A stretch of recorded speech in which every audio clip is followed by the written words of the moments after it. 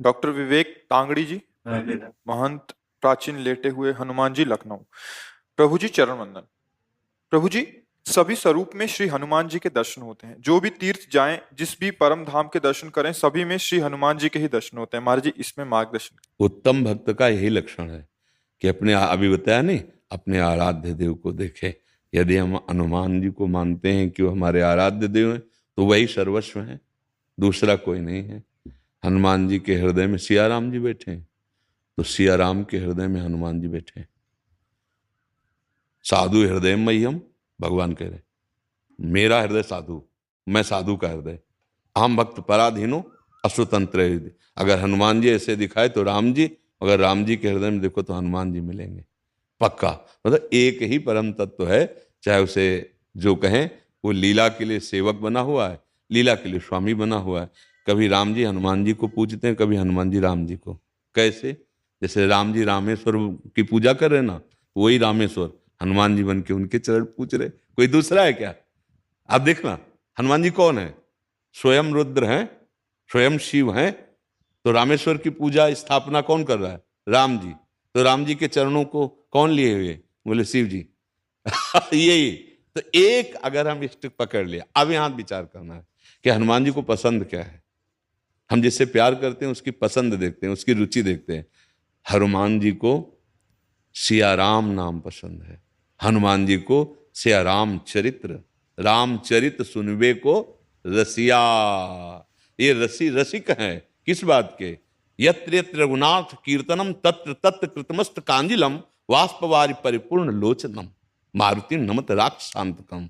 हनुमान जी महाराज आंसू बहाते हुए जहां जहां नाम कीर्तन होता है हरि का, जहां उनके पावन चरित्र का गायन होता है, वहां वहां उपस्थित होते हैं। यत्र यत्र रघुनाथ कीर्तनम तत्र तत्र, वहां वहां विराजमान रहते हैं।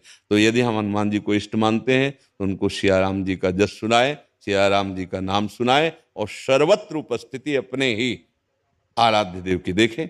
किसी भी रूप, जैसे रामकृष्ण परमहंस जी ने कृष्ण का दर्शन काली जी में ही किया। सब भगवत स्वरूपों का दर्शन वो अपनी माँ काली में ही करते थे, क्योंकि वही कृष्ण, वही काली है, वही राम जी बने, वही सर्वत्र हैं, दूसरा कोई नहीं। दूसरा जब तक है तब तक अज्ञान है, वही है, दूसरा नहीं। अब ये कि जो नाम रूप पकड़े उसमें आसक्त हो जाए, जो नाम रूप पकड़े, जिसे कोई राम उपासक, कोई श्याम उपासक, कोई ब्रह्म उपासक, कोई निराकार, कोई साकार, जहां पकड़े जोर से पकड़ ले एक ही जगह पहुंच जाएगा। वो दो नहीं है। जैसे किसी भी घाट में ना आइए आप, यमुना जी तो वही हैं, घाटों के नाम अलग अलग हैं कि आज हमने जुगल घाट नहाया, आज हमने विश्राम घाट, आज केसी घाट, ऐसे घाट कहे जा सकते हैं, लेकिन यमुना जी अवगाहन उन्हीं का हो रहा है। ऐसे तत्व एक है, नाम कुछ भी दे दो, लीला में विविध लीलाएं, विविध नाम, विविध रूप धारण किए हुए हमारे प्रभु विराजमान। ऐसे अनन्य भाव से रहिए। ये तो बहुत परम मंगलमय है कि अपने आराध्य देव के अनन्य हो जाए।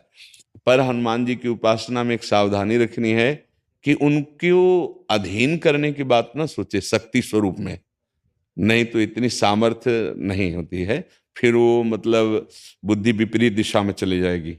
समझ पा रहे हैं आप? हनुमान जी को अपने आराध्य देव के रूप में देखा जाए, हनुमान जी को उनसे शक्ति ग्रहण करने की बात, शक्ति की सिद्धियों की बात, फिर दूसरा कुछ हो जाएगा, फिर वो मार्ग प्रेम वाला नहीं रहेगा। नहीं तो हनुमान जी की आराधना का फल सीधा आएगा, राम रसायन तुम्हारे पासा। तुम राम रसायन में डूब जाओगे, भगवान की प्रेम लक्षणा भक्ति में डूब। जब हनुमान जी प्रसन्न होंगे तो वो अपनी रति नहीं प्रदान करेंगे, अंतिम बात मान लेना, वो श्री राम की रति प्रदान करेंगे, क्योंकि वो जिस पर प्रसन्न होते हैं वो अपने हृदय की बात दे देते हैं। उनके हृदय में क्या है?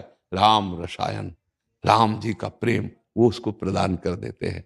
और राम जी जिस पर कृपा करते हैं उसे हनुमान जी के चरणों में निश्चित प्रेम हो जाता है, क्योंकि भक्त की कृपा से ही भगवान के प्रेम को प्राप्त किया जाता है, और भगवान की कृपा से भक्तों का संग होता है। बिनु सत्संग विवेक न होय, राम कृपा बिन सुलभ न सोई। अब मोय भा भरोसा हनुमंता, बिनु हरि कृपा मिले नहीं संता। जब हनुमान जी मिले तो विभीषण जी को क्या दिखाई दिया? राम जी की कृपा। राम जी की कृपा जब होगी तो हनुमान जी के चरणों में प्रेम होगा, और हनुमान जी की जब कृपा होगी तो रामलीला का विस्तार हृदय में हो जाएगा। राम रसायन का प्रादुर्भाव हृदय में हो जाएगा। अनन्य रहो, अपने स्वामी के अनन्य रहो, वो सारा सुख विलास प्रकट कर दे।